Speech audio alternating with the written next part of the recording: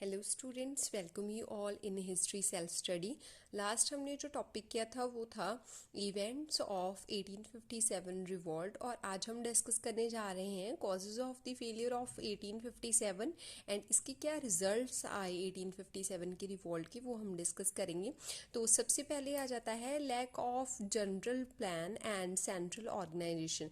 Causes of failure में ये क्यों असफल हुआ विद्रोह, इसका फर्स्ट कारण था कि जो प्लान बनाया गया था 1857 का रिवॉल्ट का, उसमें किसी भी प्रकार का जो प्लान था उसमें कमी थी और ना ही वो सेंट्रल ऑर्गेनाइज्ड था। दैट मीन्स कि वो एक किसी फिक्स पर्सन के द्वारा एक फिक्स डेट रखे जाना या फिक्स जो पर्सन है उसकी अगुवाई करेगा, ऐसा नहीं बनाया गया। प्रॉपर प्लान जो है वो सोच समझ के नहीं बनाया गया। इसके कारण ये जो विद्रोह है ये असफल हुआ। हम जैसे कि जानते हैं कि 1857 के रिवॉल्ट की डेट जो है वो फिक्स की गई थी 31 मई 1857, बट डेट से पहले ही ये 29 मार्च 1857 को रिवॉल्ट ऑलरेडी स्टार्ट हो गया था। ये किसने स्टार्ट किया था? ये किया था मंगल पांडे ने।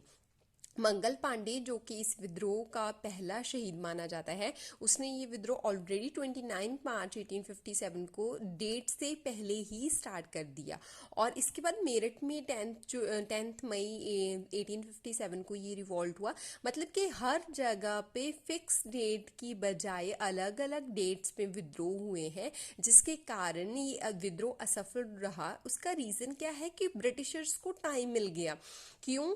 क्योंकि जैसे 29 मार्च को यहाँ पे हुआ, उन्होंने यहाँ पे सेना भेज दी, इस विद्रोह को कुचल दिया गया। फिर मेरठ में, फिर दिल्ली में, फिर लखनऊ में, फिर ऐसे ऐसे करते जहाँ जहाँ पे विद्रोह हो रहा था, अलग अलग डेट्स को अलग अलग डे पे हो रहा था। तो धीरे धीरे जैसे एक दिन पे अगर एक इंसिडेंट होगा तो उन सबको जो है सप्रेस्ड करना बहुत मुश्किल हो जाता है, दमन करना, उसे खत्म करना बहुत मुश्किल हो जाता है। बट अगर वही विद्रोह टुकड़ों में बांट दिया जाए, अलग अलग डेट्स को हो जाए, तो उसको बहुत इजीली हम सप्रेस्ड कर सकते हैं। जैसे 100 मेंबर्स हैं, अगर मान लो कि 10-10 मेंबर्स ने अलग अलग दिन किया, 10 मेंबर्स को टैकल करना ज़्यादा इजी रहेगा कि 100 मेंबर्स को, ऑब्वियसली 10 को। तो इसीलिए ये विद्रोह जो है इस तरह से हुआ कि कुछ हज़ार सैनिक इस दिन करते थे, कुछ हज़ार सैनिक इस दिन करते थे, जिसके कारण ये विद्रोह असफल रहा क्योंकि एक फिक्स डेट जो है वो नहीं मिली। नेक्स्ट आ जाता है limited areas. Limited areas in the sense, इस विद्रोह को बेशक भारत की स्वतंत्रता संग्राम की पहली लड़ाई माना जाता है, बट ये जो विद्रोह है ना वो असल में कुछ लिमिटेड एरियाज में हुआ, सारे भारत में नहीं हुआ। जैसे कि नॉर्दर्न इंडिया में ये विद्रोह हुआ, दिल्ली में, मेरठ में, कानपुर में, बरेली में, इन एरियाज पे ये विद्रोह हुआ। बट कुछ विद्रोह के एरियाज इनसे साइड पे भी रहे, जैसे कि पंजाब। आप जानते हैं कि कितनी महान कम्युनिटी है, कितनी बहादुर है, अगर ये विद्रोह में पार्टिसिपेट नहीं करेगी तो ऑब्वियस सी बात है कि विद्रोह असफल ही होगा। राजस्थान की राजपूत कितने ज़्यादा जो है पावरफुल है। गोरखा कम्युनिटी जो हमेशा से ही बहादुरी के लिए जानी जाती है। साउदर्न इंडिया, ये सभी स्टेट्स जो हैं इन्होंने विद्रोह में पार्टिसिपेट नहीं किया। मतलब कि एक स्ट्रॉन्ग जो कंटेंट है वो विद्रोह का साइड में रहा, जिसके कारण विद्रोह का असफल होना जो है वो पहले से ही निश्चित था, क्योंकि ये जो बहादुर स्टेट्स हैं इन्होंने पार्टिसिपेट नहीं किया। नेक्स्ट आ जाता है लैक ऑफ लीडरशिप। जो अगुवाई थी, योग नेता थे, वो इनको नहीं मिली। क्यों नहीं मिली? लैक ऑफ लीडरशिप में अगर हम देखें तो चाहे तो वो झांसी था, दिल्ली था, अवध था, चाहे वो नाना साहेब थे, ये सारे ही किसके लिए लड़ रहे थे? अपनी अपनी प्रॉब्लम्स के कारण, अपने अपने स्वार्थों के कारण। मीन्स कि उनको ये था कि हमारी स्टेट सुरक्षित रहे, हम सुरक्षित रहे, हमारा राज्य सुरक्षित रहे। हर एक के एम्स जो थे वो अलग अलग थे, स्वार्थ अलग अलग था। वो एक इंडिया, यूनाइटेड इंडिया के लिए नहीं लड़ रहे थे, अपनी अपनी रियासत के लिए लड़ रहे थे। तो उनमें लीडरशिप की जो क्वालिटीज़ हैं वो नहीं थी। और जिस इस 1857 के विद्रोह की अगुवाई किसने की? बहादुर शाह जफर, जो कि बहुत ज़्यादा एज्ड थे, बुजुर्ग थे, उन्हें लड़ाई का कोई एक्सपीरियंस नहीं था क्योंकि मुगलों के पास ऑलरेडी इतना इंडिया आ चुका था। इन्होंने अपने लाइफ टाइम में कोई भी ऐसी स्पेशल लड़ाई नहीं लड़ी जिसके कारण इनको बहुत सारे एक्सपीरियंस हो या कुछ भी हो, इसलिए इनके पास ना तो एक्सपीरियंस था, एज्ड थे, लड़ाई को जो है वो मतलब कि वक्त खान जो है वो टैकल कर रहे थे, इन्होंने तो सामने से इतना मतलब अगुवाई भी नहीं की, तो इसीलिए लीडरशिप जो है उसकी कमी जो है इस विद्रोह में देखने को मिली। नेक्स्ट आ जाता है कि इंडियंस ने ब्रिटिशर्स की हेल्प की। कुछ इंडियंस ने अगेंस्ट भी रहे ब्रिटिशर्स के जिन्होंने विद्रोह किया, बट ज़्यादातर ने हेल्प भी की, जैसे कि सिंधियाज हैं, होलकर्स हैं, निज़ाम है, पंजाब के लोग हैं, ज़मींदार्स हैं। ये क्या है, इन्होंने ब्रिटिशर्स को सपोर्ट किया। क्यों किया? क्योंकि इन एरिया पे जो ब्रिटिशर्स हैं उन्होंने बहुत अच्छी तरीके से इनको अपने अभाव में लिया हुआ था, अपने अंडर किया हुआ था। जैसे पंजाब में लॉरेंस ब्रदर थे, वो बहुत ज़्यादा मतलब कि एक सॉफ्ट हार्टेड जो होते हैं ना, वो सीरियसली लोगों की मदद करने के लिए जो पर्सन होते हैं ऐसे थे, तो इन्होंने पंजाब के लोगों पे अपना जादू कर रखा था। जमींदार हैं बड़े बड़े, उनका जमींदारों पे ज़मीनों पे अधिकार कैसे है कि ब्रिटिशर्स ने उनको ज़मीनें दी हैं, अगर वो ब्रिटिशर्स के अगेंस्ट हो जाएंगे तो क्या करेंगे, उनको ज़मीनें नहीं मिलेंगी। तो इसीलिए ये जो है ये भी मतलब ब्रिटिशर्स के फेवर में थे। निज़ाम्स हो गए, होलकर्स हो गए, सिंधियाज हो गए, ये सारी कम्युनिटीज़ जो हैं वो ब्रिटिशर्स के सपोर्ट में थी, इसीलिए ये विद्रोह जो है असफल रहा। नेक्स्ट आ जाता है नॉट फिक्स डेट। ऑलरेडी हमने डिस्कस किया कि अलग अलग डेटों पे जो है विद्रोह हुए हैं, कोई फिक्स डेट नहीं थी। 31 मई को कहा था कि ये रिवॉल्ट करेंगे, बट उसके पहले मंगल पांडे ने ऑलरेडी 29 मार्च को ये विद्रोह स्टार्ट कर दिया था, और उसके बाद 10 मई को जो है वो मेरठ में विद्रोह हुआ, फिर 11 को दिल्ली में हुआ, फिर उसके बाद अवध में हुआ, और धीरे धीरे धीरे ऐसे करते करते अलग अलग डेट्स को ये विद्रोह हुआ, जिसके कारण एक फिक्स डेट को ये विद्रोह ना हो सका। नेक्स्ट है ब्रिटिशर्स की डिप्लोमेसी पॉलिसी। डिप्लोमेसी कूटनीतिक पॉलिसी, ब्रिटिशर्स हमेशा के लिए कूटनीति के लिए जाने जाते हैं, इसीलिए तो उन्होंने पूरी दुनिया पे राज किया ना, तो उनके पास कुछ हम कहते नहीं है कि ऐसी पावर्स होती हैं जिसके कारण वो व्यक्ति राज कर जाता है इतने लोगों पे, तो उनके पास डिप्लोमेटिक पावर क्या थी? Divide and rule.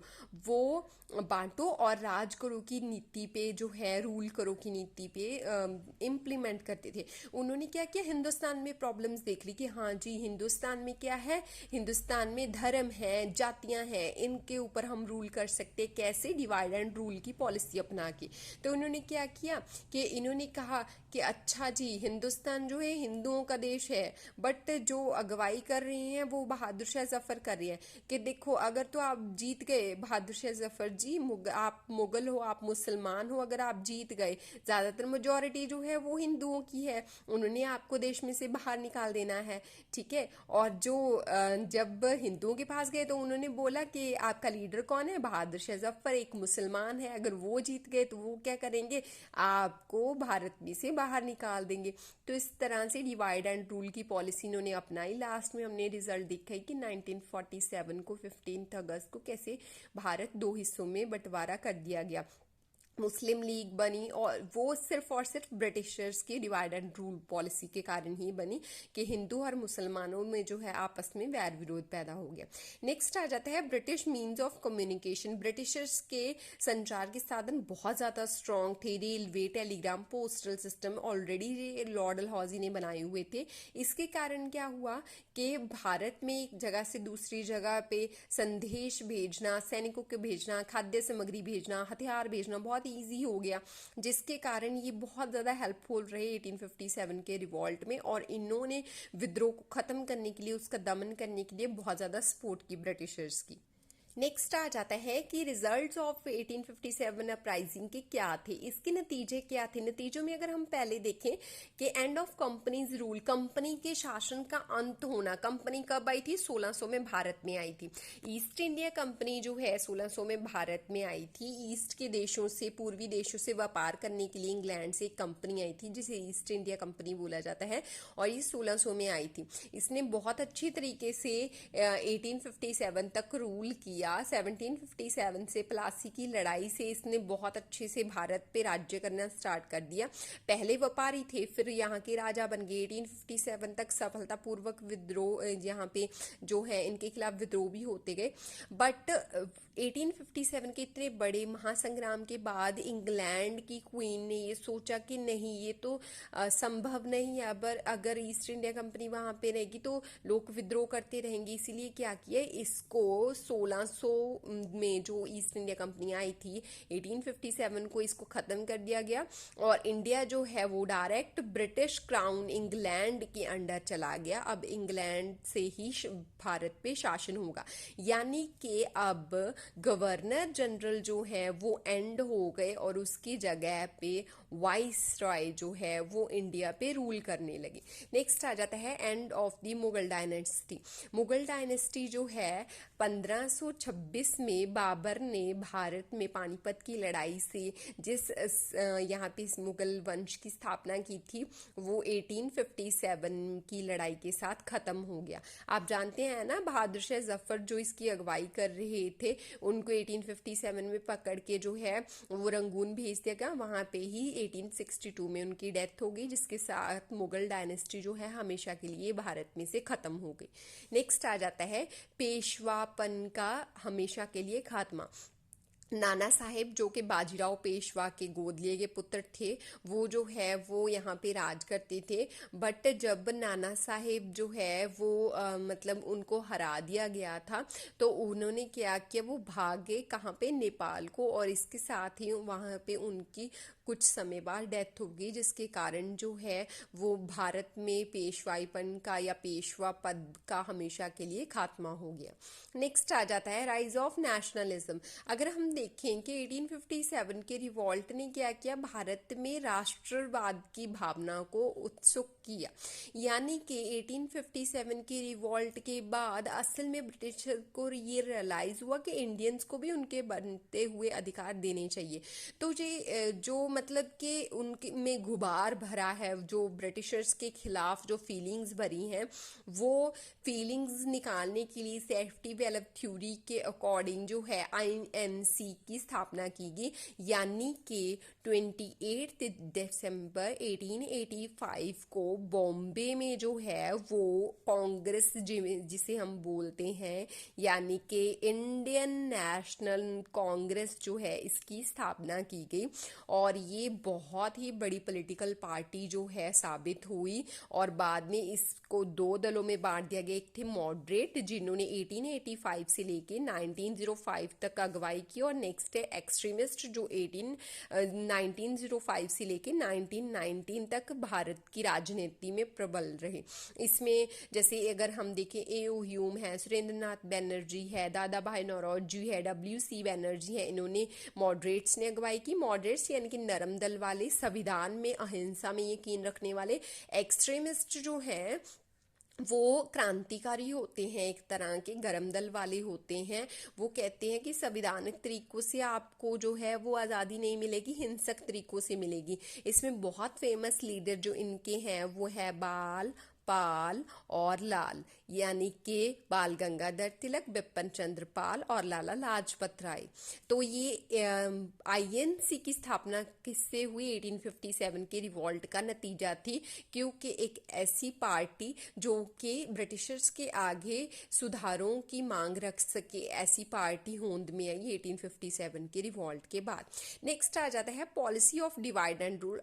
लास्ट में हमने डिस्कस किया ना कि policy of divide and rule, अभी इंडिया पे कंट्रोल कैसे स्थापित कर सकते हैं। अभी हम इंडिया पे ब्रिटिशर्स ने सोचा कि हम ऐसे करते हैं कि धर्म के नाम पे यहाँ को इनको बांटने की कोशिश करते हैं, और रिजल्ट क्या निकला, डिवीजन या पार्टीशन ऑफ इंडिया। 1857 के रिवॉल्ट का ये नतीजा थी, जो कि 15 अगस्त 1947 को हमें प्रैक्टिकल रूप में देखने को मिली। नेक्स्ट आ जाता है British policy toward princely states, जो देसी रियासतें थी जिन्होंने मतलब कि आप जानते हो कि 1857 के रिवॉल्ट में ब्रिटिशर्स का साथ दिया। हैदराबाद है, जूनागढ़ है, या पटियाला नाबा जींद, ये इलाके हैं, इन्होंने ब्रिटिशर्स का साथ दिया। तो इनको क्या किया, फ्री स्वतंत्र कर दिया। ब्रिटिशर भारत में ब्रिटिशर्स के अंडर नहीं किया गया। ठीक है, इनकी वफादारी के लिए ये इन्हें जो है रिवॉर्ड दिया गया। Next, economic exploitation in India. Bharat में जो है वो आर्थिक शोषण होना शुरू हो गया। दादा भाई नौरोजी की जो theory of drain of wealth है ना, उसमें हम देखते हैं कि कैसे भारत में बहुत सारा पैसा किस किस स्रोतों से ब्रिटिशर्स ने ले जाया इंग्लैंड, और भारत की आर्थिक तौर पे जो शोषण करना इन्होंने स्टार्ट कर दिया असल में 1857 के रिवॉल्ट के बाद। मतलब कि पहले जो था शोषण पहले भी किया जाता था, बट क्रूरता से अब इन्होंने करना स्टार्ट कर दिया, जो कि हम आफ्टर 1857 के बाद देखेंगे कि रिजल्ट क्या क्या निकल के सामने आया। बहुत ज़्यादा क्रुएलिटी इनकी देखने को मिली है, जैसे कि जलियांवाला बाग का कांड देखते हैं आप क्रांतिकारी रेवोल्यूशनरी टेरिटरीज देखते हैं, क्या क्या इंसिडेंट हुए, किन मारा गया, किन को फांसी की सजा दी गई या क्या किया गया। ठीक है, तो ये 1857 की रिवॉल्ट के रिजल्ट थे। तो आज हमने डिस्कस किए 1857 की रिवॉल्ट की सफलता के कारण और नतीजे क्या क्या थे। अगर आपको मेरी वीडियो पसंद आई हो तो प्लीज़ लाइक कीजिएगा, शेयर कीजिएगा, कमेंट कीजिएगा एंड मेरे चैनल को सब्सक्राइब कीजिएगा और मुझे ऐसे ही मोटिवेट करते रहिएगा। Thank you so much.